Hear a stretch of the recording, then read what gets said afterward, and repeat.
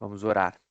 Senhor Jesus, abençoe o nosso estudo hoje, abra as nossas mentes, corações. Obrigado pelo que o Senhor tem feito através da tua palavra nas nossas vidas.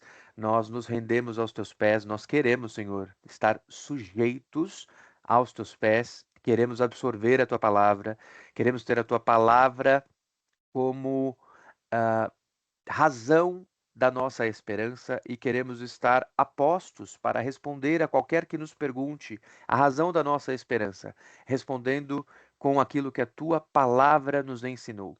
Transforme-nos através da tua palavra, nós nos sujeitamos ao Senhor e à tua palavra, conscientemente querendo ser transformados, sabendo que o teu espírito, espírito de adoção de filhos, que nos guia, Senhor, é capaz de nos santificar e nós nos sujeitamos ao Senhor para que nos santifique. Tudo aquilo que o Senhor deseja que aconteça com aqueles a quem o Senhor chama de teus, nós pedimos que o Senhor faça nas nossas vidas, Senhor. Opere poder através das tuas santas escrituras que nos são entregues aqui também pela iluminação do teu Espírito. Ilumine-nos para que entendamos conforme o Senhor quer que entendamos. Sempre em nome de Jesus.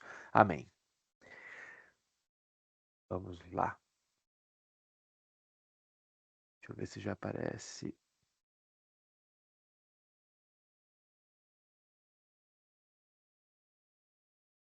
Aí, esta é a nossa tela. Estamos lá em João. Estamos no capítulo 1 ainda e agora vamos ver a partir do versículo 6. Relembrando para vocês que nós vimos até aqui o contexto, né, na nossa primeira aula, todo o contexto, onde está João, então a localização de João no Novo Testamento, o que veio antes, né, no Antigo Testamento, a região toda que será objeto, né, de estudo, porque a gente terá ali uma movimentação de Jesus com os seus discípulos e apóstolos ali naquela terra de Israel, então a localização da terra de Israel, né, no mapa mundi, e passamos do versículo 1 ao versículo 5 do primeiro capítulo de João, falando sobre a identidade de Jesus, né, a identidade divina de Jesus. O evangelho que traz já na sua abertura, de maneira explícita e expressa, a divindade de Jesus é o evangelho de João, e fizemos um comparativo com os outros três evangelhos que narram, né, a abertura do início do trabalho do Senhor, né, a abertura ministerial de Jesus. Alguns falando sobre o que acontece, na verdade, na chegada de Jesus na infância, que é o caso de Mateus e Lucas, e Marcos já falando do ministério já em desenvolvimento de Jesus, né? Jesus passando ali pelo batismo nas águas do Rio Jordão para ser levado ao deserto e aquela sendo a apresentação de Jesus. Então nós temos 4 apresentações feitas de Jesus e a nossa aqui, que é a de João capítulo 1, versículos 1 a 5, foi aquela apresentação de Jesus enquanto Deus, o Deus Criador, e também, além de ser o Deus Criador, sendo aquele que vem resgatar das trevas aqueles que são filhos da luz. E este é o enfoque que nós damos aqui agora, a partir do versículo 6. Nós vamos até o versículo 18, porque conforme eu falei para vocês na segunda aula, o versículo 1 ao versículo 18 de João 1 são aquilo que a gente chama de o prólogo de João. E o prólogo de João, né, esta abertura, este proêmio, este prólogo, ele é muito poético. Nós temos nos evangelhos, não só no evangelho de João, uma narrativa histórica. E esta abertura de João 1, ela não é uma narrativa histórica. Ela nos traz uma base cristológica, teológica pesadíssima, né? Então ela tem um âmbito filosófico dentro da teologia, mas ela também é muito poética. Se a gente comparar com outros textos da Bíblia, isso que a gente tem aqui em João 1, versículos 1 a 18, isso está mais próximo dos Salmos, dos cânticos, está mais próximo dos provérbios. Se a gente parar para lembrar o texto inicial, a gente consegue perceber até que tem ali alguma coisa de rima, não a rima segundo a nossa poética contemporânea, mas a rima hebraica. Ué, mas o Novo Testamento não está escrito em grego e não em hebraico? Sim, é verdade, mas nós sabemos que os nossos evangelhos eles estão cheios de hebraísmos. Provavelmente, o que é hebraísmo? São aquelas figuras de linguagem e jeitos de fala que a gente percebe. Isso não é natural do grego. Isso foi traduzido das línguas hebraicas, né, do hebraico ou do aramaico, né, que são as línguas hebreias, digamos assim, para a língua koiné, que era aquele grego popular. Qual que é uma das características que a gente tem na poesia hebraica? A gente tem os paralelismos, que são a citação de figuras de reforço, então você cita uma coisa e você reforça aquilo com outra coisa, que é como se fosse você dizer a mesma coisa, só que com outras palavras.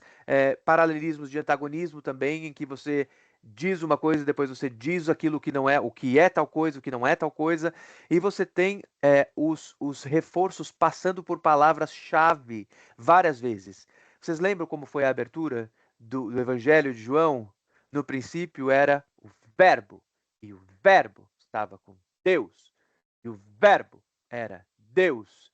Ele estava no princípio com Deus, nele estava a vida, e a vida era a luz dos homens, e a luz resplandece nas trevas, e as trevas não a compreenderam. Então vocês olham aí, Verbo, Deus, vida e luz são as palavras que estão sempre sendo citadas. Talvez, muitas pessoas quando estudam, falam, talvez inclusive este prólogo de João fosse um hino, fosse até cantado por conta das características poéticas que ele tem. Então, ele é próprio até para ser salmodiado. Nós continuaremos agora a partir do versículo 6, porque no versículo 6 a gente entra no começo da história de João Batista e a intersecção entre João Batista e Jesus. Qual é o significado da chegada dessa figura chamada João Batista?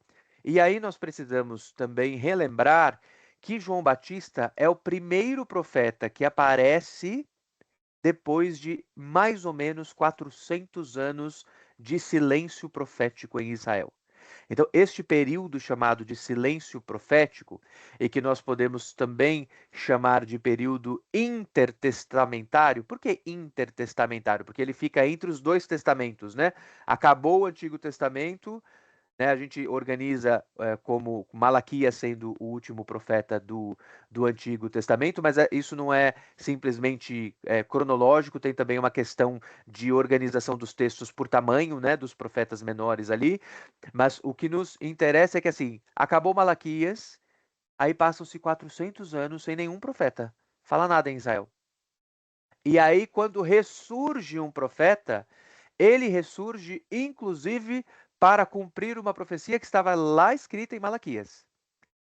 Malaquias termina falando: olha, virá aquele, né, que virá cheio do espírito de Elias, né, o espírito profético. E ele vem para preparar os caminhos do Senhor.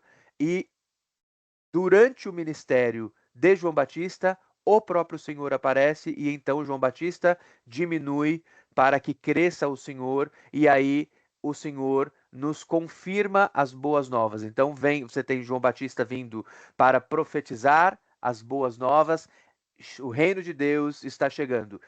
E aí vem o Cristo trazendo o próprio reino.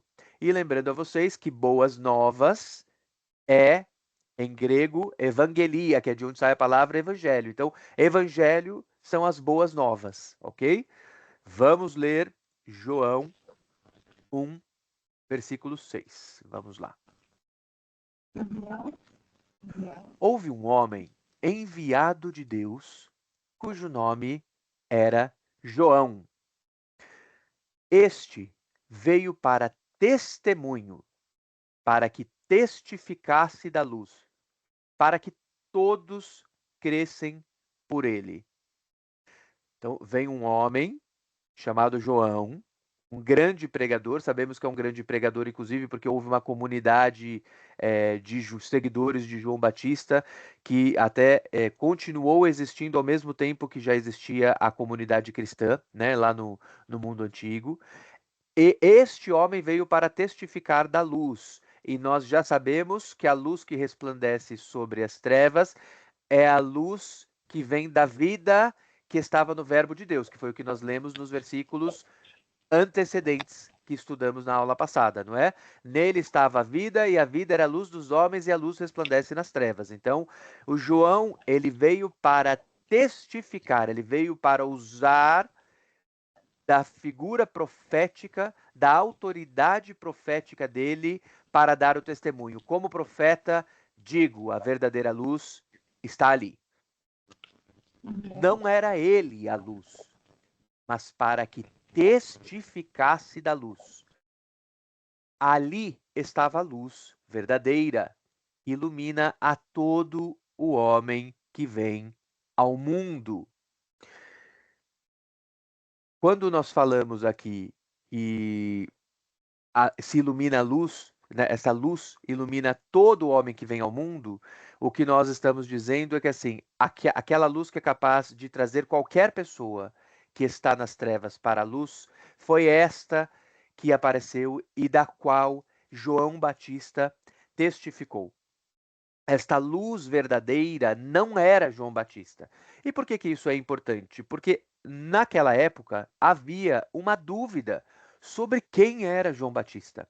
Então João Batista começou a ser reconhecido como uma autoridade no mundo judaico do século I, e as pessoas não sabiam, mas será que ele é profeta? Ele é o Elias que desceu do céu de novo, né? Tinha sido é, arrebatado para os céus na carruagem de fogo. Será que ele desceu agora de novo? Será que ele é o próprio Cristo? Ele é o Messias? Quem é ele? Ele veio como libertador? Ele veio a que título? Ele é rabino? O que é este homem? E estes burburinhos, inclusive, são retratados nas Escrituras, porque nós temos, inclusive, pessoas mandadas pelo Sinédrio, nós vamos ver isso um pouquinho mais para frente, que foram lá para confrontar João Batista e saber assim, mas quem é você? Né? Que autoridade é essa que você tem? O que você diz sobre você mesmo? Explique-se. E aqui o próprio evangelho já nos está explicando. Então imagine que a comunidade de fé que recebeu este evangelho também é a comunidade do primeiro século, né? O evangelho de João tradicionalmente é tido como o último dos evangelhos, talvez um dos últimos textos do Novo Testamento a serem compostos para o Novo Testamento, né? Mas enfim, ainda assim é para a comunidade de fé daquela época. Olha, este João Batista, sobre o qual todos conhecemos, né, na comunidade hebraica da região ali do Levante, né, do Oriente Médio, ele não era Deus, ele não era o Cristo, mas ele era sim profeta e ele veio justamente para preparar o caminho, abrindo. O verdadeiro Cristo está chegando. Versículo 10. Estava no mundo, e o mundo foi feito por ele, e o mundo não o conheceu. Veio para o que era seu, e os seus não o receberam. Sabe aquele paralelismo que falei com vocês? Que você tem a mesma ideia sendo repetidas de maneiras diferentes, com palavras diferentes, para reforçar a ideia? Vejam aqui um típico paralelismo, né? Ele estava no mundo, então o próprio Deus, a luz verdadeira que ilumina todo homem, veio ao mundo, o mundo que foi feito por ele, porque ele é Deus, ele é o Deus criador, e o mundo não o conheceu. Vamos repetir a mesma ideia com outras palavras. Veio para o que era seu e os seus não o receberam. Antes de nós continuarmos, eu queria que nós esgotássemos um pouquinho o tema de João Batista. Nós vamos ter o relato histórico de João Batista nos versículos da aula que vem, mas eu queria que a gente visse as profecias que já contavam que isso ia acontecer, porque a Bíblia, no Novo Testamento, ela não traz uma inovação desconhecida. Tudo o que acontece no Novo Testamento estava profetizado no Antigo Testamento. Assim como muitas ou quase todas as coisas, ou poucas das coisas, não temos certeza, que acontecerão na parousia de Jesus, na segunda vinda de Jesus, elas também já estão profetizadas no Antigo e no Novo Testamento. Então vamos ler o que é que a Bíblia dizia sobre a vinda de João Batista. Se isso que está se cumprindo aqui em João capítulo 1 era o que estava escrito lá atrás. Será que era? Vamos ler. Vamos para Isaías capítulo 40. Eu vou ler para vocês os versículos 1 a 11. Consolai, consolai o meu povo, diz o vosso Deus. Falai benignamente a Jerusalém e bradai-lhe que já a sua milícia é acabada, que a sua iniquidade está expiada e que já recebeu em dobro da mão do Senhor por todos os seus pecados. Voz do que clama no deserto, preparai o caminho do Senhor, endireitai no ermo vereda a nosso Deus. Então vou fazer uma pausa aqui. Que bênção, que coisa maravilhosa, que emocionante até, quando a gente olha que o profeta Isaías que vive no período em que ainda existiam os dois reinos, o reino do norte e o reino do sul, né? Inclusive ele traz ali profecias sobre a queda dos reinos, principalmente o reino do norte, né? Isaías, inclusive, é o profeta que está no momento do cerco de Judá, do reino de Judá, né? Quando Jerusalém é cercada, Isaías está ali junto da realeza, trazendo a palavra do Senhor e dizendo: fiquem tranquilos que Jerusalém não cairá sob as mãos daqueles que querem destruí-la agora. E ele traz uma série de profecias. E já lá atrás, Isaías estava trazendo a profecia dizendo que no deserto, no ermo, surgiria alguém preparando o caminho do Senhor. E eu quero lembrar a vocês qual foi o trabalhar do Espírito de Deus com João Batista. O Espírito de Deus tira João Batista das regiões de cidade, das vilas, e leva João Batista para onde? Para o deserto. E o ministério de João Batista acontece entre o deserto e o Rio Jordão.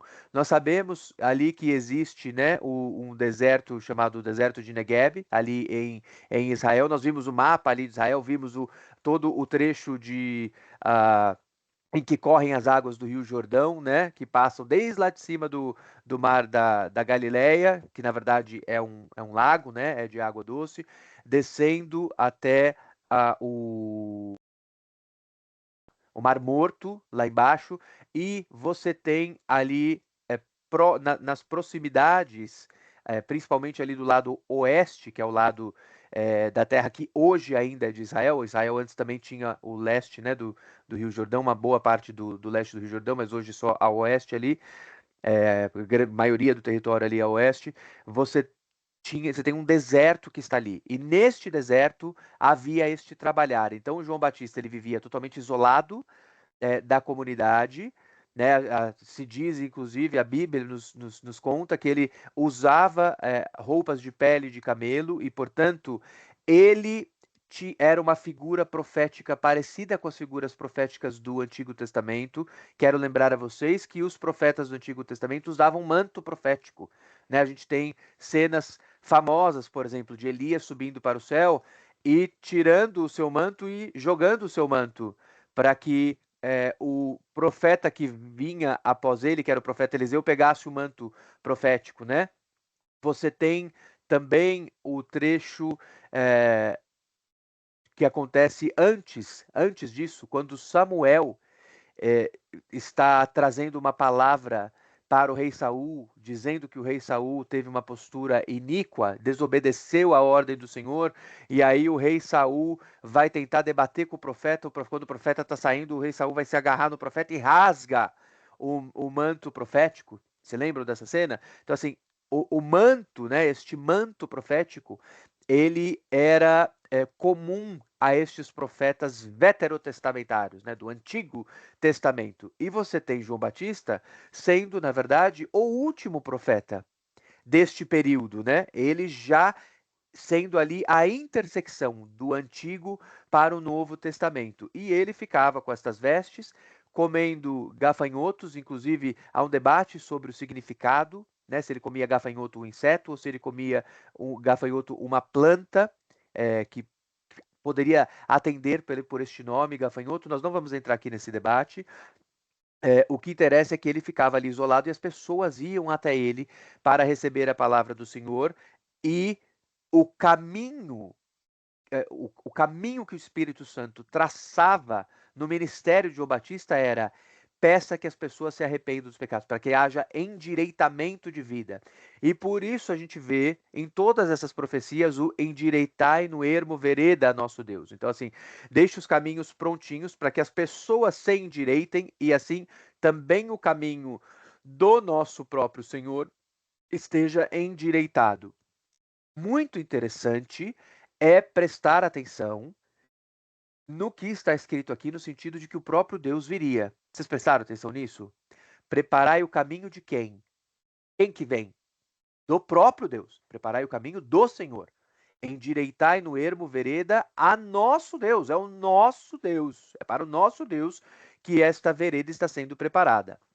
Todo vale será exaltado, e todo monte e todo outeiro será abatido. E o que é torcido se endireitará, e o que é áspero se aplainará. E a glória do Senhor se manifestará, e toda a carne juntamente haverá, pois a boca do Senhor o disse. Então, a glória do Senhor seria manifesta. Então, o próprio Deus, né? Ele, cheio da sua glória, se manifestaria e toda a carne o veria.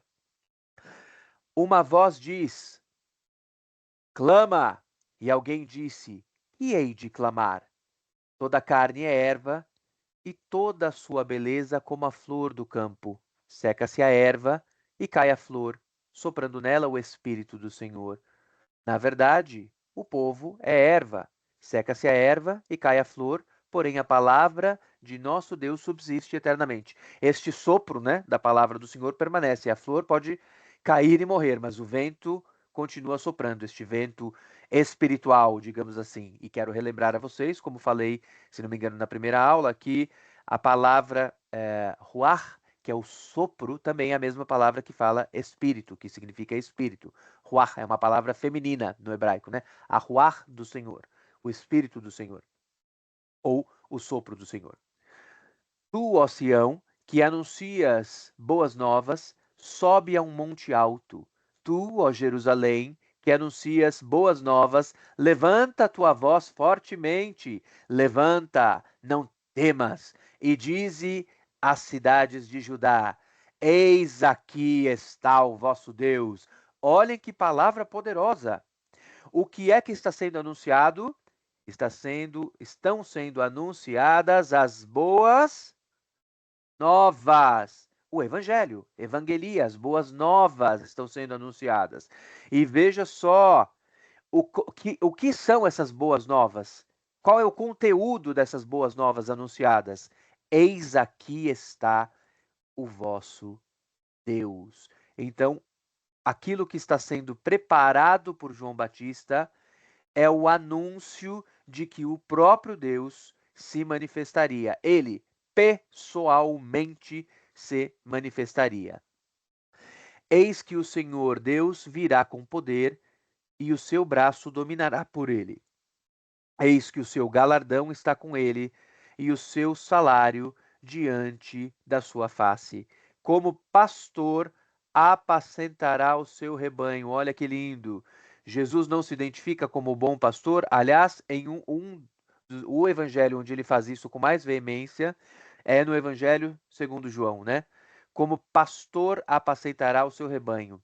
Entre os seus braços recolherá os cordeirinhos e os levará no seu regaço.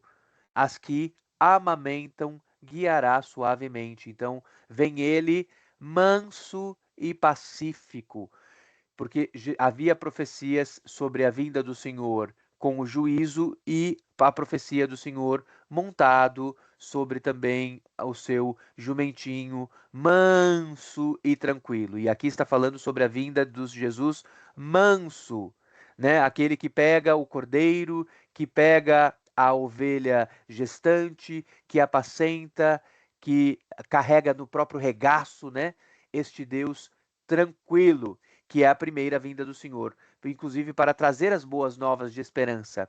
E a partir do anúncio e do espalhar das boas novas de esperança, aí sim, a segunda vinda do Senhor, que é para julgar todos aqueles que receberam a palavra e que não se dobraram à palavra do Senhor. E aí no final, toda língua confessará e todo joelho se dobrará.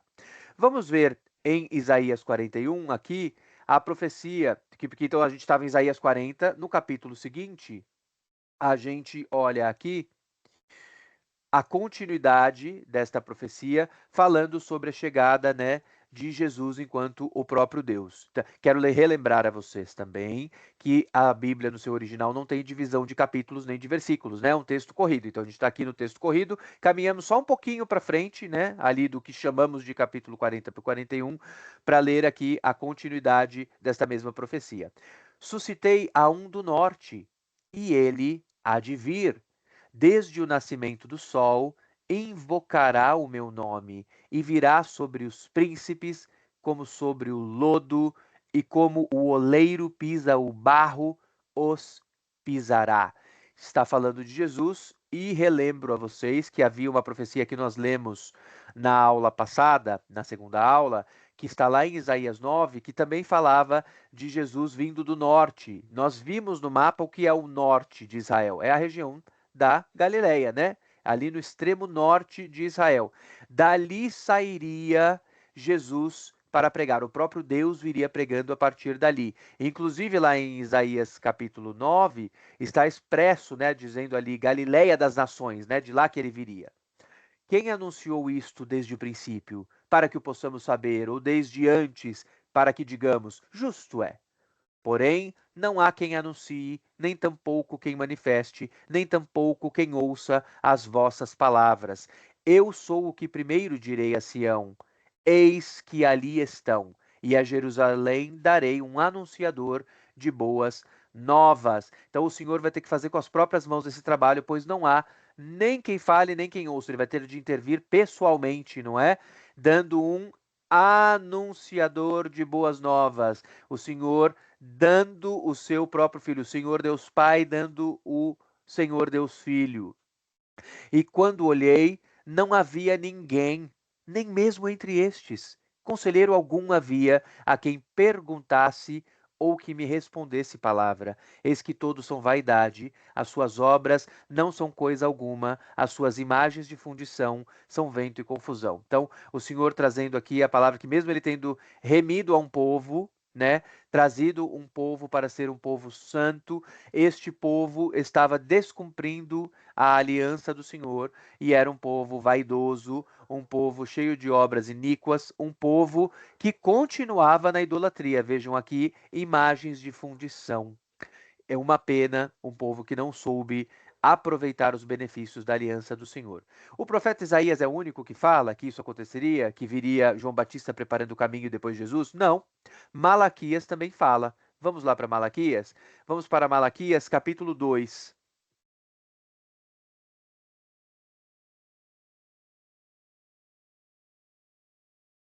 Nós vamos ler até o versículo 9, tá?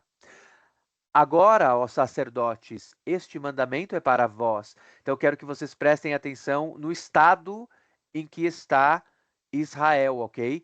Os sacerdotes, aqueles que são responsáveis por ministrar o sacrifício de expiação, né?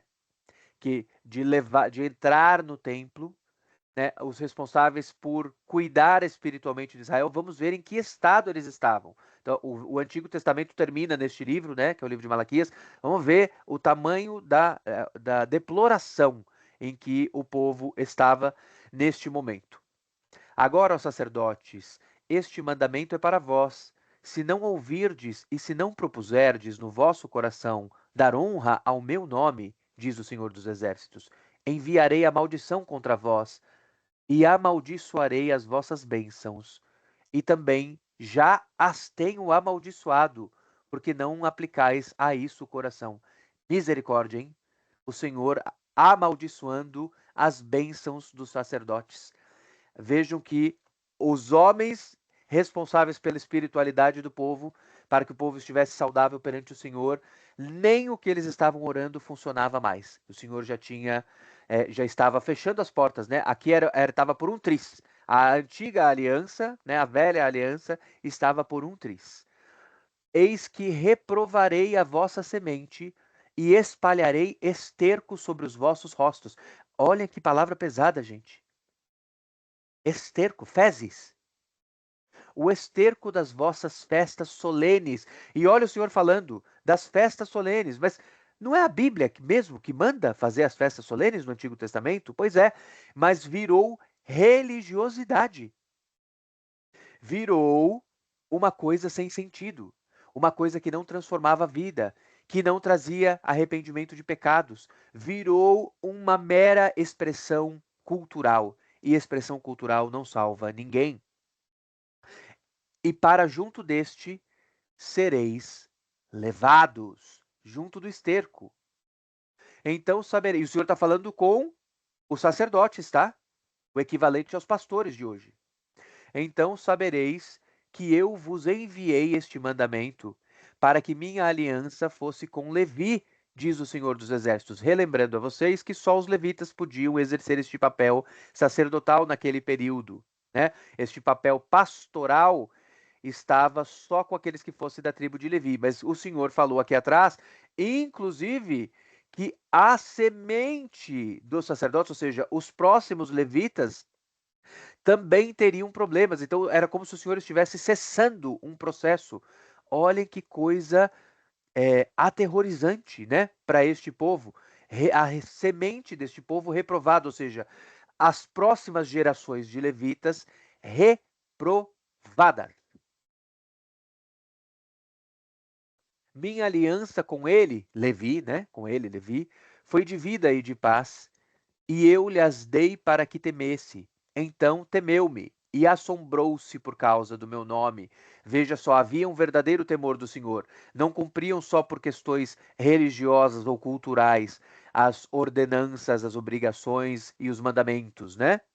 Eles cumpriam porque temiam ao Senhor. Havia realmente ali um relacionamento com o Senhor, baseado nesta reverência, não é?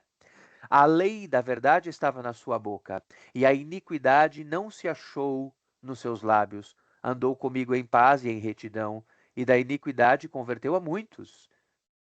Porque os lábios do sacerdote devem guardar o conhecimento, e da sua boca devem os homens buscar a lei, porque ele é o mensageiro do Senhor dos Exércitos. Mas vós vos desviastes do caminho, a muitos fizestes tropeçar na lei, corrompestes a aliança de Levi, diz o Senhor dos Exércitos. Por isso também eu vos fiz desprezíveis e indignos diante de todo o povo, visto que não guardastes os meus caminhos, mas fizestes acepção de pessoas na lei. Então, um povo que se tornou um povo bajulador de pessoas de poder e de dinheiro. Os sacerdotes faziam acepção de pessoas e o Senhor proíbe a acepção de pessoas. O Senhor fala claramente que ele odeia a acepção de pessoas, não é? E olhem só que interessante. Estes sacerdotes deste período não guardavam mais os caminhos do Senhor. Guardem isso. Não guardavam os caminhos. E por isso, quem é profetizado para vir aplainando os caminhos? João Batista. Vamos para o próximo capítulo, que é o 3. E olhem só o que está previsto ali no comecinho do capítulo 3. Eis que eu envio o meu mensageiro, já que aqueles que deveriam estar fazendo o papel não estão fazendo, diz o Senhor: eis que envio o meu mensageiro, que preparará o caminho diante de mim. E de repente virá ao seu templo o Senhor. Olhe que palavra forte. Este profeta, este mensageiro, porque profeta é o mensageiro da palavra de Deus, Ele viria e com este caminho preparado, viria ao seu templo o Senhor. Eu quero que vocês guardem essa informação de que viria ao seu templo o Senhor, porque a passagem de Jesus pelo templo é extremamente importante. Nós vemos esta passagem de Jesus pelo templo nos evangelhos sinóticos somente no final do ministério de Jesus. Então, conforme nós falamos, desde a primeira aula, os evangelhos sinóticos, né, os outros três evangelhos, Mateus, Marcos e Lucas, eles narram a história de Jesus com uma perspectiva muito parecida. E vocês têm João, que está aqui trazendo uma perspectiva diferente, uma perspectiva muito cristológica, muito intensa em relação à identidade de Jesus. E ele narra mais de uma passagem de Jesus pelo templo. Isso é muito importante. E ele narra já na abertura do evangelho, ali logo no começo do evangelho, Jesus passando pelo templo. E é muito interessante porque é uma narrativa que conversa com essas profecias, de maneira que o caminho é preparado e vem o Senhor, mas ele não só vem, ele vem e vem para o seu templo. O Senhor, a quem vós buscais, e o mensageiro da aliança, a quem vós desejais, eis que ele vem, diz o Senhor dos exércitos. Né? E de qual aliança? Aqui ele está se referindo à nova aliança, que também já estava profetizada desde o Antigo Testamento. Mas quem suportará o dia da sua vinda? E quem subsistirá quando ele aparecer? Porque ele será como fogo do ourives e como o sabão dos lavandeiros. Ou seja, o que o fogo do ourives faz? Qual que é a função do fogo para o ourives? É deixar o ouro puro das suas impurezas, não é? Então, pelo fogo, os metais e as outras substâncias que não são de alto valor, elas são expurgadas e somente o ouro purificado é que fica. Este é o trabalho que seria feito, iniciando por aquele que prepara os caminhos, mas de fato concluído com eficácia, com o único que pode salvar, que é o próprio Deus. Fogo do ourives e como sabão dos lavandeiros, e assentar-se-á como fundidor e purificador de prata, e purificará os filhos de Levi, e os refinará como ouro e como prata. Então ao Senhor trarão oferta e justiça. Olhem que coisa mais linda. Os verdadeiros sacerdotes seriam preparados pelo próprio Deus, que é Jesus, não é? Então ele preparou a nova geração de sacerdotes. Ele fez esta purificação para que o sacerdócio fosse perfeito, abrindo um sacerdócio universal e fazendo o povo, de fato, uma nação sacerdotal, um povo santo. E a oferta de Judá e de Jerusalém será agradável ao Senhor, como nos dias antigos e como nos primeiros anos. E chegar-me-ei a vós para juízo, e serei uma testemunha veloz contra os feiticeiros, contra os adúlteros, contra os que juram falsamente, contra os que defraudam o diarista em seu salário, e a viúva e o órfão, e que pervertem o direito do estrangeiro e não me temem, diz o Senhor dos Exércitos. Aqui a gente tem aquele aspecto social da palavra de Deus, porque o reino de justiça do Senhor não tem órfão desamparado, não tem viúva desamparada, não tem estrangeiro sendo defraudado nos seus direitos quando passa pela terra do outro. O estrangeiro é respeitado, né? Ele é acolhido e respeitado. As pessoas não cometem adultério, os casamentos são honrados, não há feitiçaria, não há mentira, não há juramentos falsos. Então, é um reino maravilhoso. E agora, o Senhor virá pessoalmente, né, para se achegar e então ser uma testemunha contra todas essas coisas. E ele começa este processo já com João Batista, que prepara o caminho para ele. Quero lembrar a vocês que João Batista, assim como Jesus fez, ele chamava, inclusive, os fariseus, os saduceus e os principais dos sacerdotes de raça de víboras. Então, ele era uma testemunha contra os que praticavam as más obras, mesmo que tivessem aparência de justiça, né? Ele apontava as más obras, e Jesus, que preparou, o próprio Jesus preparou João Batista, lembrando que Jesus veio antes de João Batista, Jesus é eterno, e João Batista confessa isso com a sua própria boca, né? Jesus, que veio antes, preparou João Batista para preparar o caminho, e na sequência veio. Porque eu, o Senhor, não mudo, por isso vós, ó filhos de Jacó, não sois consumidos, só por causa da aliança, que esse povo não era consumido. Então, como o Senhor trouxe uma aliança, enquanto esta aliança esteve vigente, este povo não foi consumido, não por merecimento, não. E aqui, finalmente, o final de Malaquias, que é o último capítulo da Bíblia, ele é bem curtinho, só tem 6 versículos, nós vamos lê-lo aqui, que é Jesus vindo como grande sol da justiça, a luz que ilumina tudo, né, após cumprida a profecia da vinda de João Batista. Porque eis que aquele dia vem ardendo como fornalha, todos os soberbos e todos os que cometem impiedade serão como a palha. Ou seja, a palha é aquela que é queimada no fogo, não é? Passa pelo fogo não para que o seu valor fique ainda mais apurado, mas passa pelo fogo para ser destruída, não é? A prata e o ouro passam pelo fogo para que seu valor seja mais apurado, saiam as impurezas e o que é de maior valor fica ainda mais destacado. Mas a palha, quando exposta a este calor, ela é destruída. E o dia que está para vir os abrasará, diz o Senhor dos Exércitos, de sorte que lhes não deixará nem raiz nem ramo.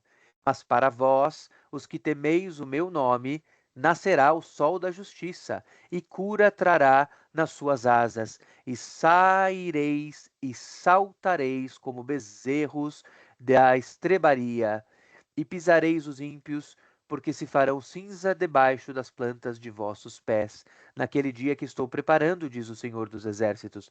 Lembrai-vos da lei de Moisés, meu servo, que lhe mandei em Horebe para todo Israel, a saber, estatutos e juízos. Lembrando que Horebe é o mesmo lugar que Sinai, né? Monte Sinai e Monte Horebe são a mesma coisa.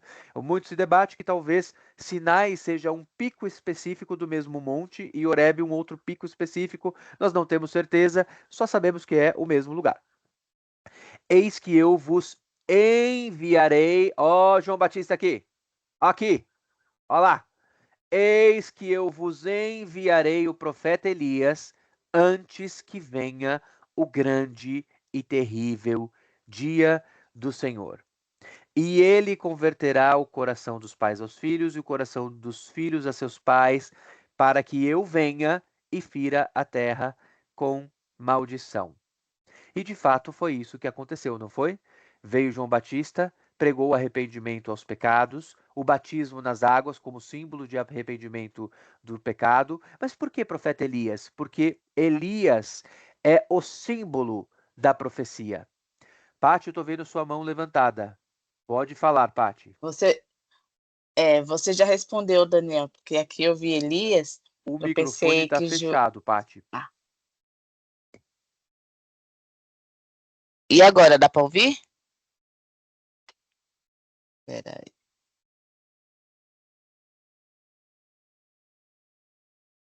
Dá para ouvir agora? Não escuto. Alguém escuta, Pati? Sou só eu que não estou ouvindo? Dá para ouvir? Vocês escutam? Dá para ouvir? Espera aí. Pode falar, Pati. Dá para ouvir agora?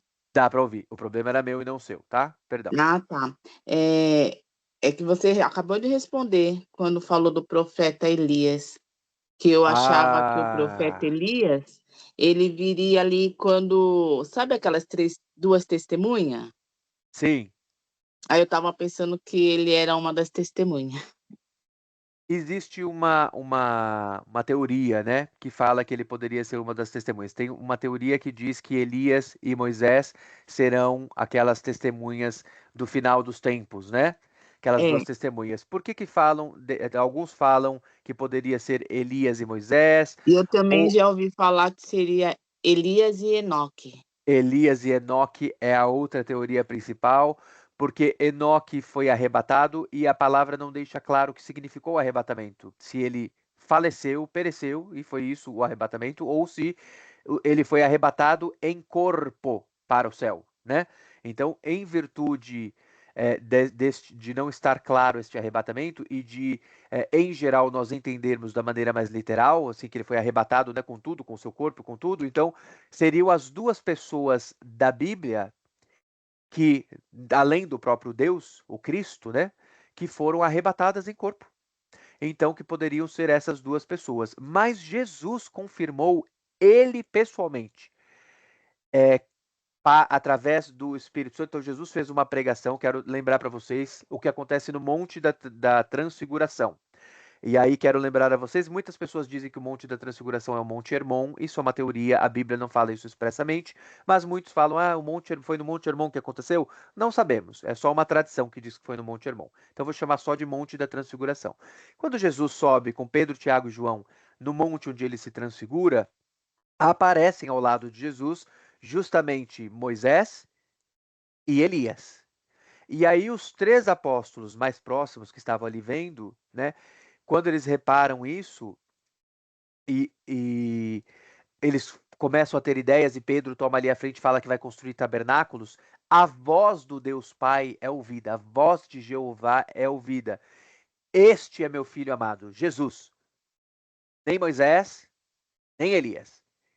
Este é meu filho amado. A ele escutai.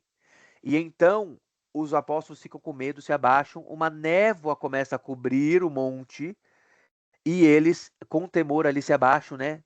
Entram ali em espírito de oração, muito provavelmente, é o que se conclui, até que Jesus apareça depois de novo, né? Já tendo concluído a sua transfiguração. E aí, quando eles estão voltando, descendo o monte, que é uma cena famosa também, eles estão descendo, e o que acontece quando eles se encontram com os outros apóstolos, né? Eles encontram aquela cena daquele pai que tem um filho endemoniado e o filho tenta se jogar na água para se afogar e se joga no fogo para se queimar, e os apóstolos não estavam conseguindo ali fazer aquele exorcismo, ou aquela libertação, ou aquela cura, aquela desobsessão, enfim, tem vários nomes possíveis que se pode dar para isso, mas enfim, vou usar aqui como uma libertação espiritual, né?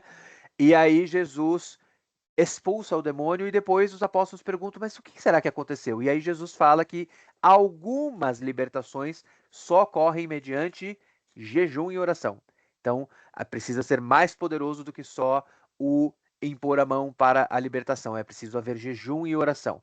Então, por que eu estou contando isso para vocês? Para contextualizar. Então, Jesus desce do Monte da Transfiguração e acontece isso. Enquanto Jesus está voltando, então no meio do caminho, Jesus voltando do Monte da Transfiguração, Pedro, Tiago e João estão conversando com Jesus e eles perguntam assim: e Elias, né? E Elias? O que será, né, dessa vinda de Elias? E aí Jesus responde para eles: Elias já veio e fizeram com ele tudo o que quiseram. E depois eles compreenderam que Jesus estava falando de João Batista, que veio, pregou a palavra e foi martirizado. Quero lembrar a vocês que o fim de João Batista foi o martírio, né? Assim como a Bíblia também nos relata que o fim de Tiago, o Tiago que estava ali conversando com Jesus nessa hora também, foi o martírio. Assim como o próprio Cristo se martirizou, se entregou para ser martirizado por nós, né? Esses são os que a Bíblia conta expressamente. A gente tem os registros de que, mas aí não são registros bíblicos, são registros historiográficos de que Pedro também teria sido martirizado, né, em Roma.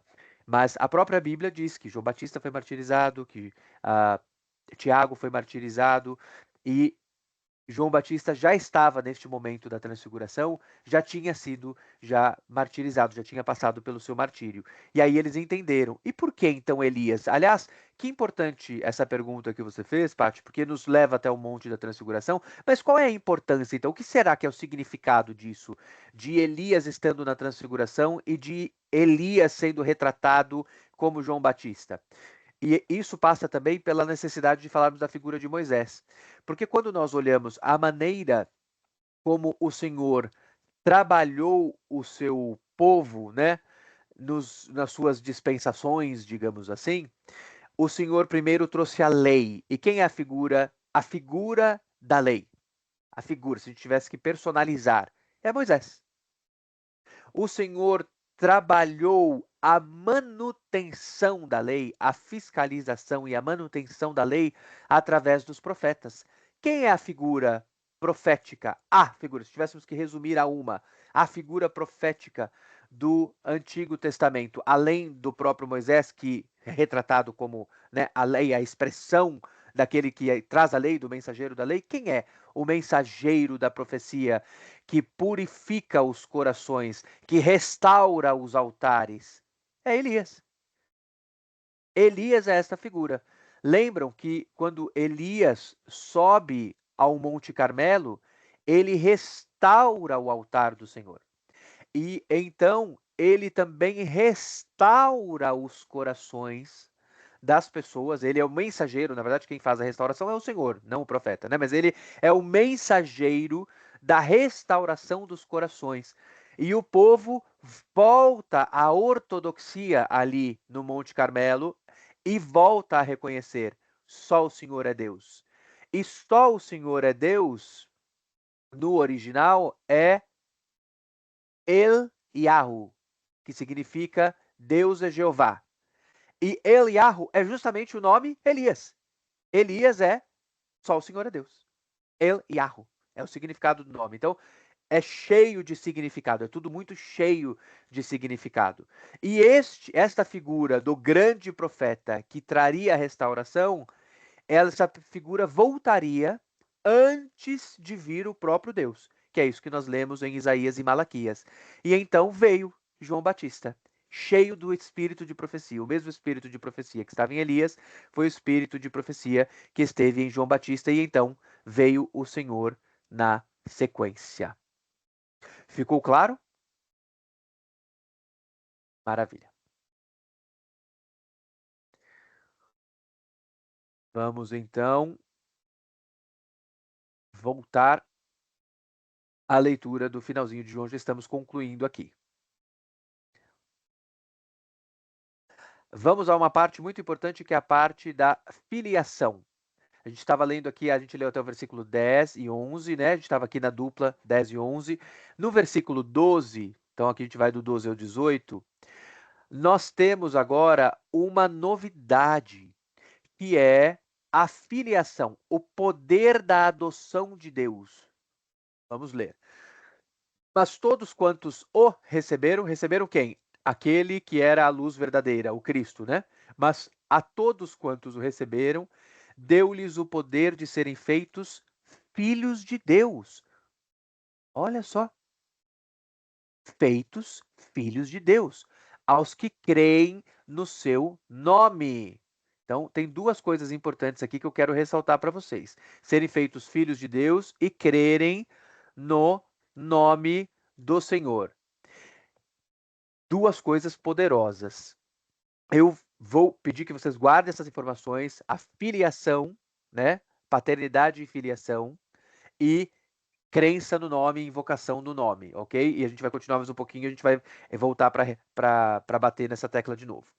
Os quais não nasceram do sangue, nem da vontade da carne, nem da vontade do homem, mas de Deus. Ou seja, quem são essas pessoas que foram feitas filhos de Deus? Aqueles que não nasceram da vontade do homem. Não foi um impulso sexual do homem que fez nascer essas pessoas. Não foi a vontade da carne, foi o próprio Deus que suscitou para si próprio filhos, porque só Deus pode suscitar a si próprio filhos. Pessoas não podem dar filhos a Deus. Então, Deus, ele mesmo, faz a sua adoção de filhos. E o Verbo se fez carne e habitou entre nós, e vimos a sua glória como a glória do unigênito do Pai. Então eu queria que esses 3 versículos aqui nós focássemos como um conjunto. Então, a glória do unigênito do Pai, do único filho, do único filho. O unigênito é o filho único do Pai, cheio de graça e de verdade. Então, a gente tem um filho que é o filho único de Deus, que é o Cristo, esse que veio como a luz verdadeira, e nós temos os outros que receberam poder de serem feitos filhos de Deus, porque receberam a luz verdadeira. E esta luz é onde está a vida, né? A luz dos homens, que a gente leu lá nos versículos 1 a 5 na aula passada, retrata, nele estava a vida, e a vida era a luz dos homens, e a luz resplandece nas trevas, e as trevas não a compreenderam. Então, a gente já sabe que aqueles que recebem esta vida, este sopro de vida, estes podem ser feitos filhos de Deus. Existe um ato de adoção feito ali. E nós temos uma explicação muito boa numa outra passagem, num outro texto que também é atribuído a João. Então veja, João diz, ele se identifica na primeira epístola como sendo ele o escritor? Não, ele não se identifica, mas a linguagem realmente é muito parecida. Mas é muito parecida.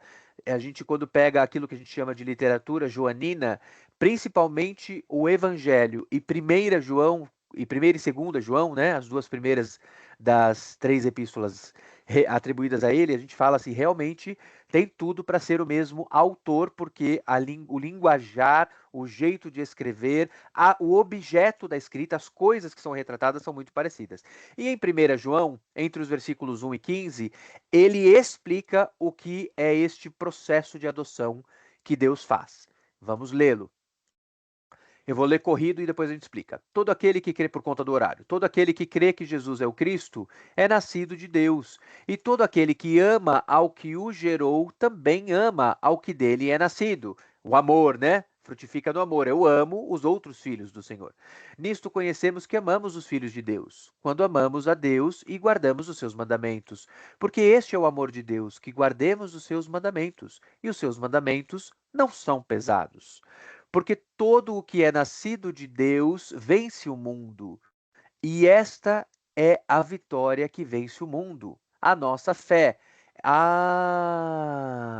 Então é através da fé? É através da fé. Olha aqui.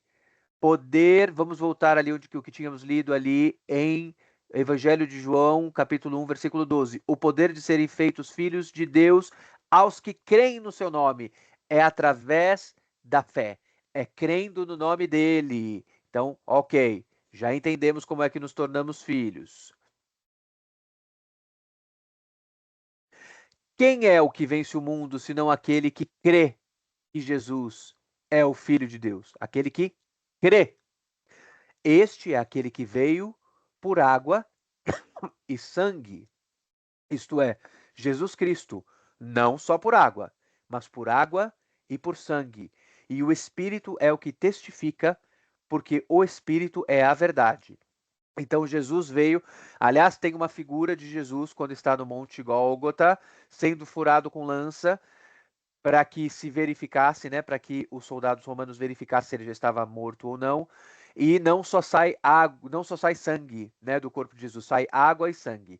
E aí nós temos o significado das coisas, né? A água, que é o símbolo do arrependimento dos pecados, o batismo na água, que é o símbolo do arrependimento de pecados, o sangue derramado, que é o sangue da expiação dos pecados. Você se arrepende e tem os pecados expiados. É o sangue que opera esta expiação. Já era assim no Antigo Testamento pelo sangue dos animais ofertados em holocausto, né?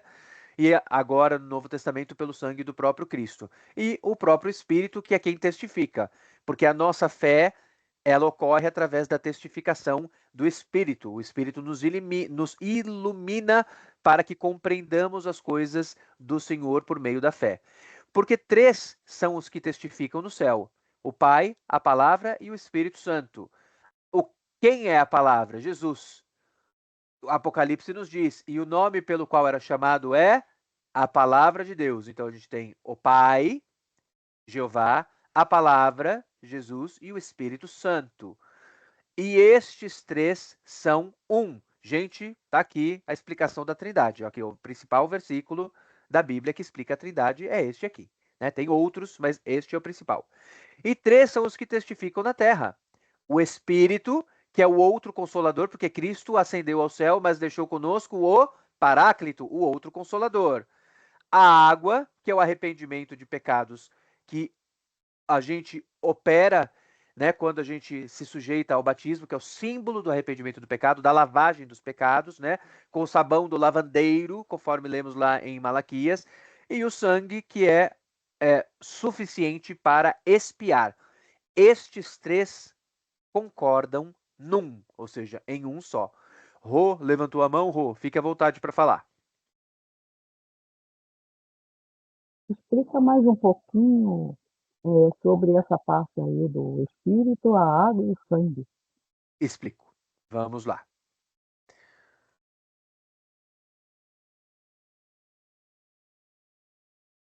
Eu vou ler aqui do versículo 6. Então, estamos na primeira epístola de João, capítulo 5. Vamos ler do 6 até o 8, porque são as passagens que nos explicam o que estamos lendo lá no Evangelho de João, capítulo 1.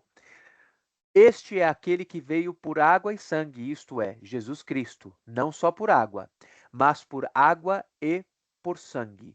E o Espírito é o que testifica, porque o Espírito é a verdade. Então, em Cristo, água e sangue e a testificação do Espírito. Porque três são os que testificam no céu: o Pai, a Palavra e o Espírito Santo. E estes três são um.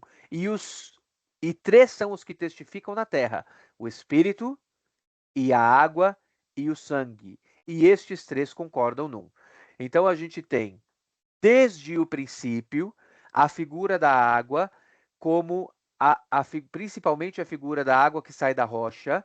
Você se lembra do que acontece quando Moisés está sendo acuado pelo povo de Deus no deserto? O povo tinha atravessado o Mar Vermelho, o povo tinha passado lá pela região, né, dos 12 poços, tinha chegado até aos pés do Monte Horebe, né, do Monte Sinai, e ali vários problemas já tinham acontecido no percurso, mas lá os problemas permaneceram. E o povo começa a acusar Moisés e o próprio Deus de que eles tinham trazido o povo, né, para morrer lá de sede.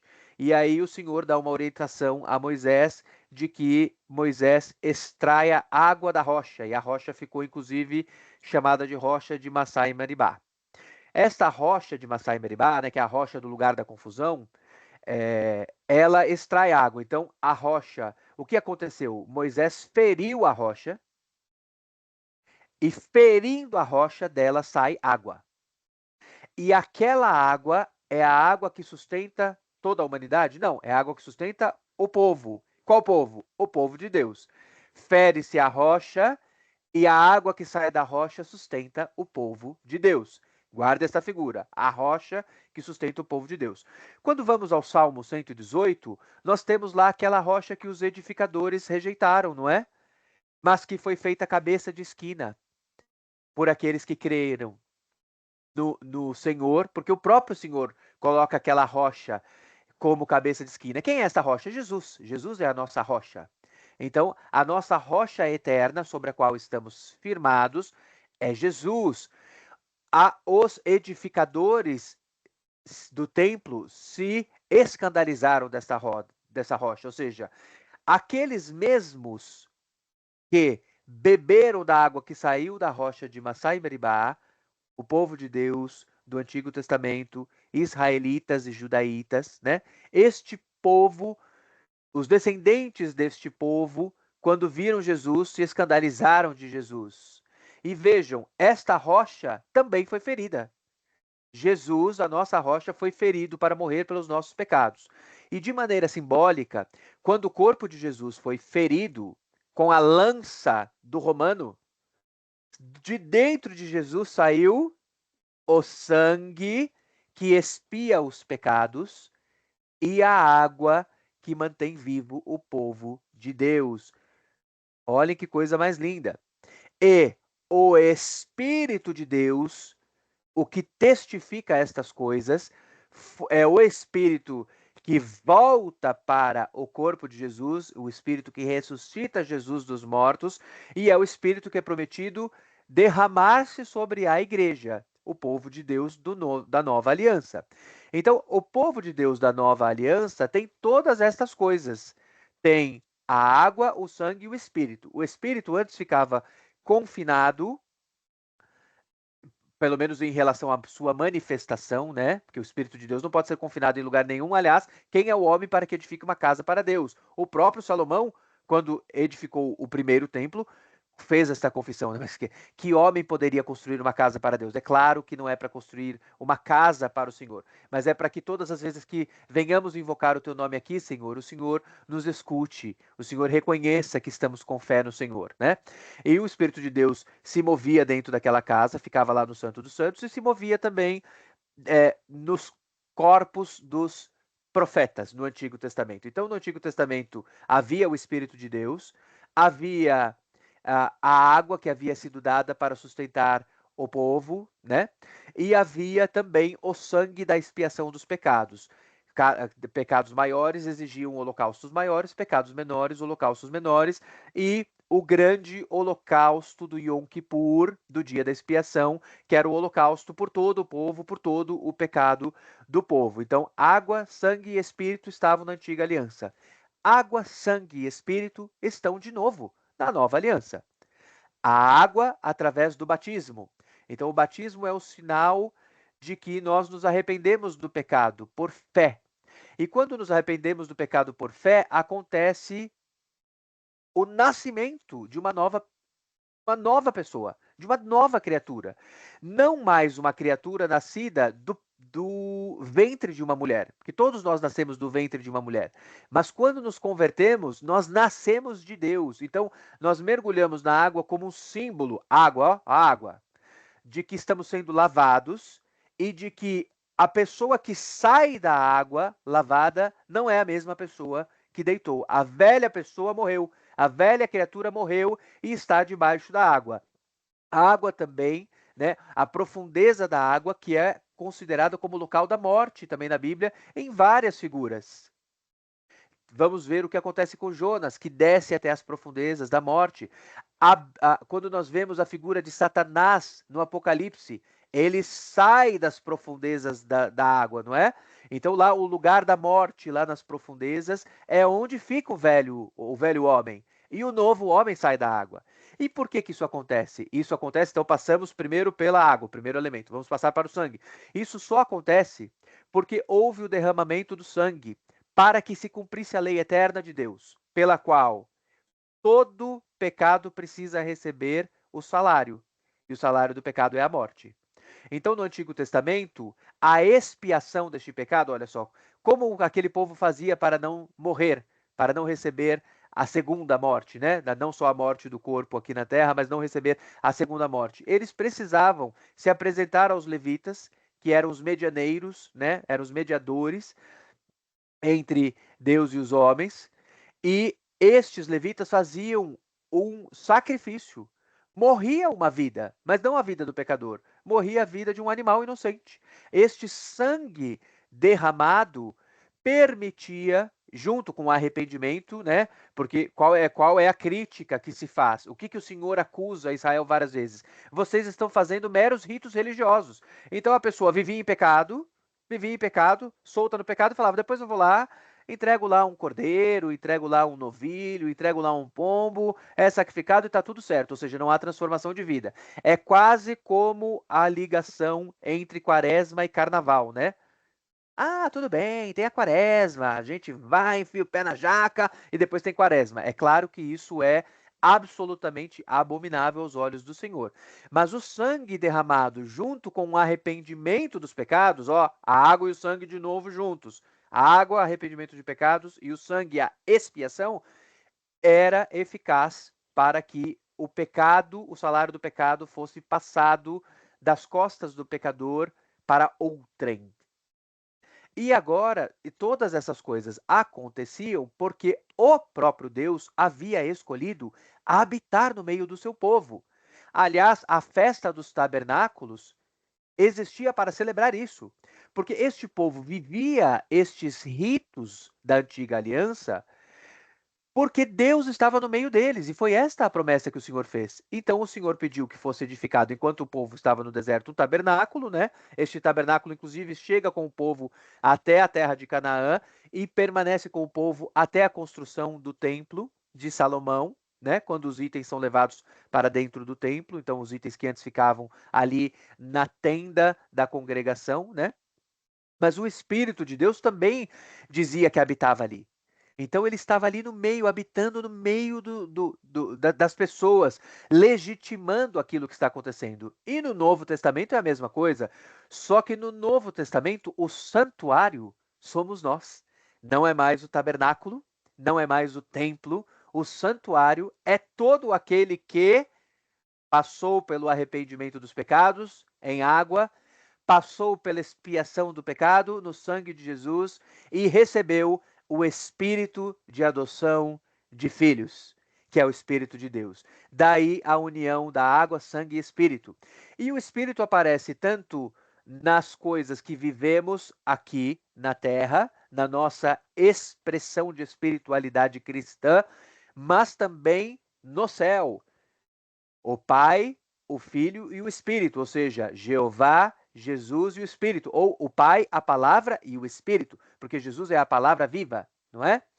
E o Espírito aparece nos dois porque o Espírito é que faz esta ligação entre nós. O Espírito de Deus se une ao nosso espírito para que sejamos um só. Assim como Jesus é um só com o Pai.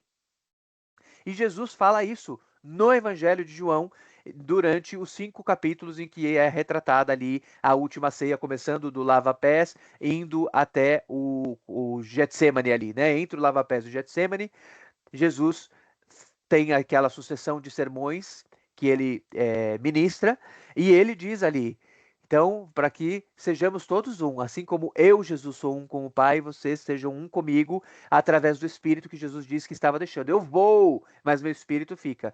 Então, o Espírito, que inclusive é o nosso intercessor, né? Então, é o nosso canal de comunicação de terra e céu, este Espírito está simultaneamente no céu e simultaneamente na terra conosco, afinal, o Espírito é Deus. Pai, Filho e Espírito são Deus, e Deus é onipresente. Então, esta é a ligação, por isso que o Espírito aparece tanto na terra quanto no céu. É altamente teológico, né, esse trecho aqui, e ele é muito maravilhoso, porque ele ajuda a entendermos o que significa essa filiação. Como é que somos adotados? Somos adotados quando acontecem essas coisas. Quando nós nos tornamos templo, nós nos tornamos também filho, nós somos limpos do pecado, nós nos arrependemos. Jesus, então, pega porque Jesus tem a obra suficiente, né, para lançar fora todo este pecado, e então o nosso corpo passa a ser habitado pelo Espírito. E todos os que são guiados pelo Espírito de Deus, a estes foi dado o poder de serem feitos filhos de Deus. Eu vou concluir. Deu para entender, Rô? Maravilha. Vamos concluir a leitura deste aqui. E se recebemos o testemunho dos homens, o testemunho de Deus é maior. O testemunho de Deus nos é dado agora através do Espírito, não é? Que testifica. Então, se a gente acredita até na palavra dos homens, a gente tem por certa a palavra que a gente conversa com outras pessoas, quanto mais é que a gente conversa com o Espírito de Deus, que nos dá o testemunho da verdade, de que Cristo é Deus e o Senhor, e de que o que está escrito na Bíblia é verdadeiro. Porque o testemunho de Deus é este, que de seu Filho testificou. Quem crê no Filho de Deus, em si mesmo tem o testemunho. Quem a Deus não crê, mentiroso o fez, porquanto não creu no testemunho de Deus, de seu Filho deu. Que Deus de seu Filho deu. Então, porquanto não creu no testemunho que Deus de seu Filho deu. Olha que perigo. Quando a gente não crê, diz não, não é. Jesus não é Deus, nós estamos fazendo de Deus um mentiroso. E o testemunho é este, que Deus nos deu a vida eterna, e esta vida está em seu Filho. Quem tem o Filho tem a vida, quem não tem o Filho de Deus não tem a vida. E, portanto, não tem a luz, não é? Que é o que está escrito lá no Evangelho. Estas coisas vos escrevi, os que credes no nome, ó, de novo, aqui o nome, a fé e o nome, o poder do nome de Jesus. Vou relembrar para vocês, ó, aqui de novo a união das duas coisas. Estas coisas vos escrevi, os que credes no nome do Filho de Deus, para que saibais que tendes a vida eterna, e para que creiais no nome do Filho de Deus. Então, nós somos feitos filhos de Deus através da fé no Cristo, e no poder do nome dele. E esta é a confiança que temos nele, que se pedirmos alguma coisa segundo a sua vontade, ele nos ouve, afinal, o Espírito dele está conosco. E se sabemos que nos ouve em tudo o que pedimos, sabemos que alcançamos as petições que lhe fizemos. E eu quero relembrar para vocês só 3 versículos do Salmo 91. Eu sempre digo que a gente lembra muito do começo do Salmo 91 e não lembra, né, do meio e do fim do Salmo 91. Isso também está escrito no Salmo 91, gente. A gente sempre lê, né, a parte inicial, aquele que habita no esconderijo do Altíssimo, a sombra do Onipotente descansará, direi do Senhor, ele é meu Deus, meu refúgio, minha fortaleza. Essas partes a gente lembra. Até a parte que fala ali, né, que não terei medo, né, do terror da morte, nem da seta que voa de dia, da praga da escuridão, enfim, da mortandade que assola ao meio-dia. Até ali todo mundo lembra. Depois a gente fica com a memória meio curta. Mas vejam que isso já estava escrito aqui. Vamos ler o versículo 14 a 16 do Salmo 91. Porquanto tão encarecidamente me amou, também eu o livrarei. Poloei em retiro alto, porque conheceu o meu nome. Ele me invocará e eu lhe responderei. Estarei com ele na angústia, dela o retirarei e o glorificarei. Olha o Espírito que está conosco na angústia. Está conosco. Ele não está lá de cima falando conosco, né? Lá do terceiro céu. Está conosco. Fartá-lo-ei com longura de dias e lhe mostrarei a minha salvação. Quem é que pode ser salvo? Quem é que pode ser salvo e receber a longura de dias da vida eterna? Aquele que conheceu o nome do Senhor, que é exatamente o que temos escrito aqui. Mas todos quantos o receberam, deu-lhes o poder de serem feitos filhos de Deus aos que creem no seu nome, os quais não nasceram do sangue, nem da vontade da carne, nem da vontade do homem, mas de Deus. E o Verbo se fez carne e habitou entre nós, e vimos a sua glória como a glória do unigênito do Pai, do Filho único do Pai, cheio de graça e de verdade. Ou seja, o Filho único do Pai nos abre as portas para que sejamos todos filhos adotivos do Pai. E nós concluímos dizendo aqui: João testificou dele e clamou, dizendo: Este era aquele de quem eu dizia: O que vem após mim é antes de mim, porque foi primeiro do que eu. Falamos na aula passada sobre a divindade de Cristo, né? Que ele não só é a geração de Davi, ele não só vem da linhagem de Davi, porque quando a gente olha a genealogia de Jesus, a gente chega até o rei Davi, mas ele é também a geração. Ele é também a raiz, perdão. Ele é a raiz e a geração de Davi. Ele vem antes e é depois. Ele é aquele que era, que é e que há de vir, não é? E aí João está reconhecendo. Eu estou ministrando aqui antes, né? Ou seja, basicamente dizendo, vim preparar o caminho. Mas eu vim preparar o caminho daquele que já desde a eternidade me levantou para preparar o caminho. E todos nós recebemos também da sua plenitude e graça por graça. Esta palavra a gente vai precisar muito dela ao longo do estudo do Evangelho, graça, porque vejam, a obra da salvação é a obra de Deus. E nós temos a confirmação na própria palavra de Deus, isso está no livro de Gálatas, isso está em Efésios, que nós até para crermos no Senhor, precisamos da obra do Senhor. Ou seja, é tudo de graça, não tem nada que nos permita sermos salvos que seja obra das nossas mãos. Até para conhecermos o nome dele, nós dependemos dele, e isso é graça. Porque a lei foi dada por Moisés, a graça e a verdade vieram por Jesus Cristo. O que está sendo dito aqui? Está sendo pregado o fim da velha aliança e o começo da nova aliança. Porque a lei que foi dada por Moisés, que é a antiga aliança, ela é de obras, ela também é de fé, mas ela é a manifestação da fé através de ritos, né, de obras. Então você tem muitos ritos, muitas liturgias, e agora as liturgias foram extintas, aquelas múltiplas, centenas de liturgias, elas foram extintas, e agora é tudo na graça e na verdade. Em espírito e em verdade surgirão os adoradores do Senhor. E aqui no Evangelho de João, no capítulo 4, nós passaremos por Cristo falando com a mulher samaritana e falando da adoração em espírito e em verdade, e não mais de uma adoração litúrgica, mediante a apresentação do povo em um templo específico, que era, na época, o templo de Salomão em Jerusalém, né? O segundo templo, né? Deus nunca foi visto por alguém. O Filho unigênito que está no seio do Pai, este o revelou. Ou seja, Deus só pôde ser visto através da figura do Filho unigênito. E olha só, a gente precisa interpretar isso aqui num contexto. Nós vamos terminar aqui. Eu vou fazer algumas recomendações de leitura para vocês, mas nós vamos terminar aqui. A lei foi dada por Moisés, e eu quero lembrar a vocês que Moisés tinha pedido para ver Deus. Vocês se lembram disso? E aí Deus fala assim: entra na fenda da rocha, e quando eu passar, você me verá. E aí Moisés vê Deus pelas costas, porque não era lícito ver a Deus.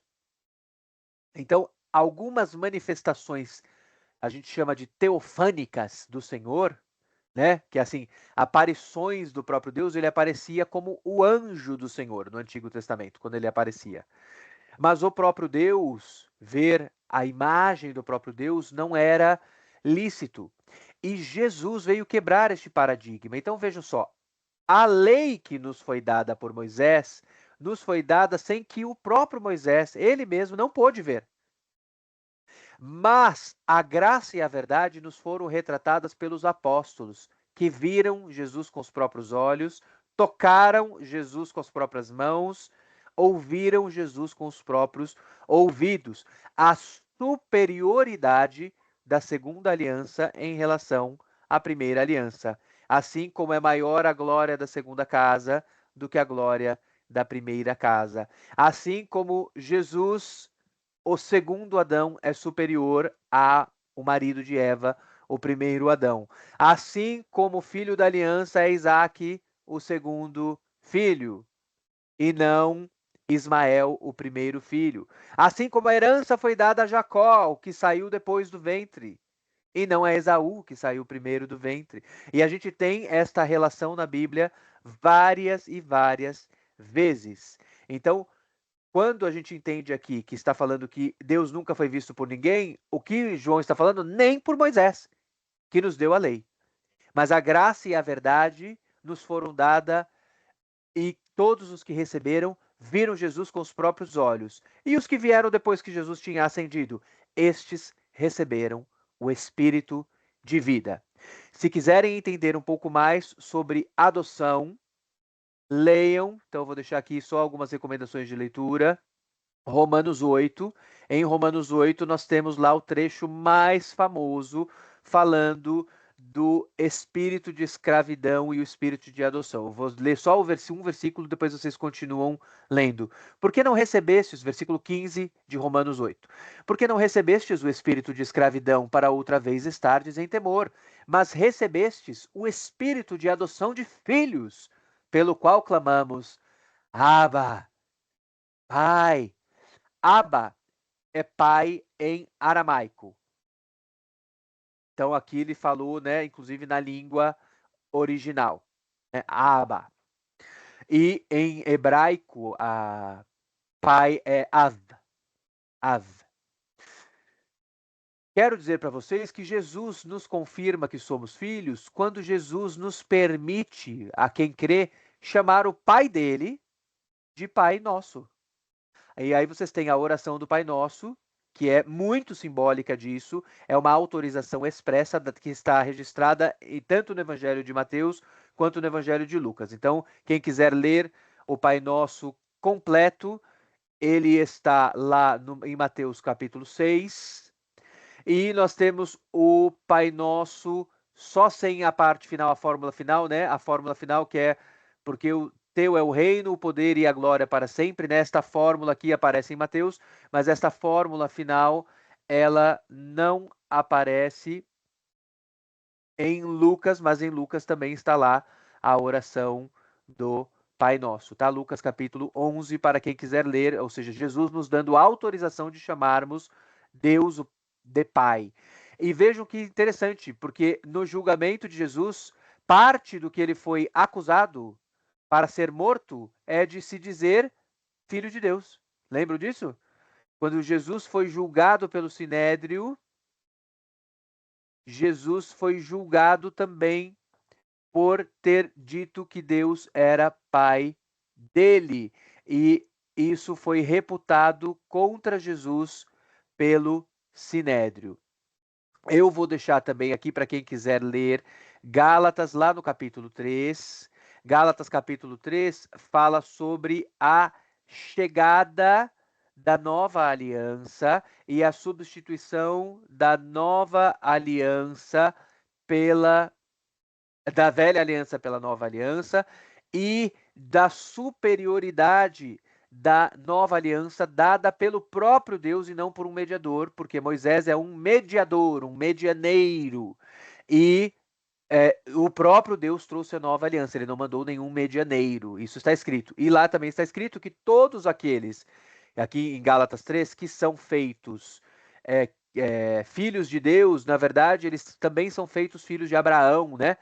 São os herdeiros que foram prometidos a Abraão quando se disse que todas as famílias da terra seriam abençoadas.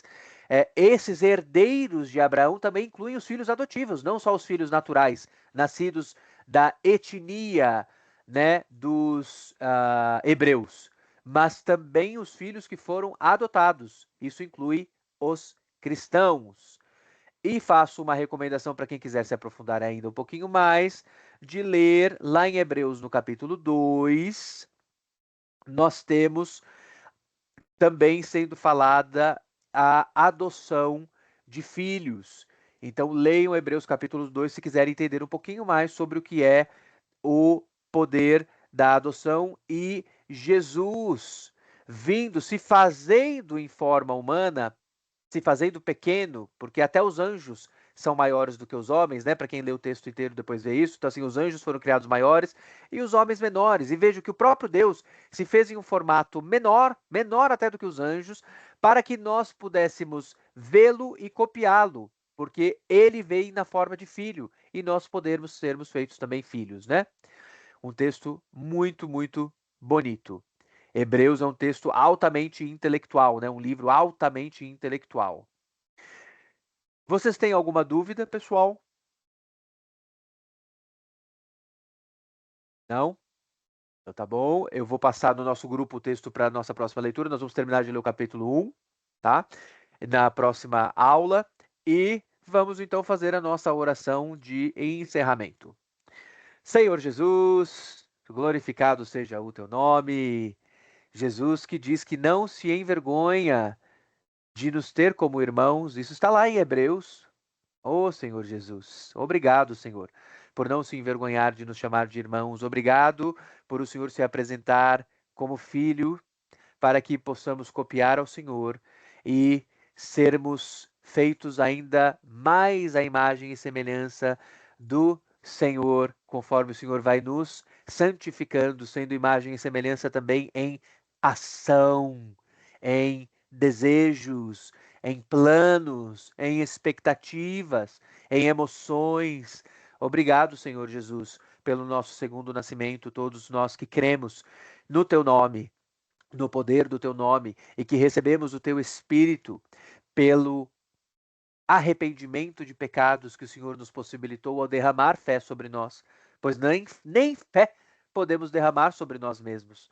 E obrigado, Senhor, pelo caminho preparado para nós, cristãos que vivemos depois da tua ascensão. Obrigado pelo teu Espírito que nos é dado. Obrigado pela água, pelo sangue, pelo Espírito, Senhor. Obrigado por nos fazer um com o teu Espírito, para que sejamos um contigo. Obrigado, Senhor. Obrigado pelas promessas do porvir. Obrigado pela compreensão da tua palavra. Obrigado, Senhor, por possibilitar, através do teu Espírito nos guiando, que a tua palavra seja vivida nas nossas vidas e que não apenas a conheçamos, mas que a pratiquemos, que é o nosso desejo, através deste curso. Ajude-nos a compreender quem o Senhor é, ajude-nos a pregar quem o Senhor é e ajude-nos a viver segundo aquilo que o Senhor quer que vivamos na presença do Espírito que está em nós. Em nome de Jesus. Amém.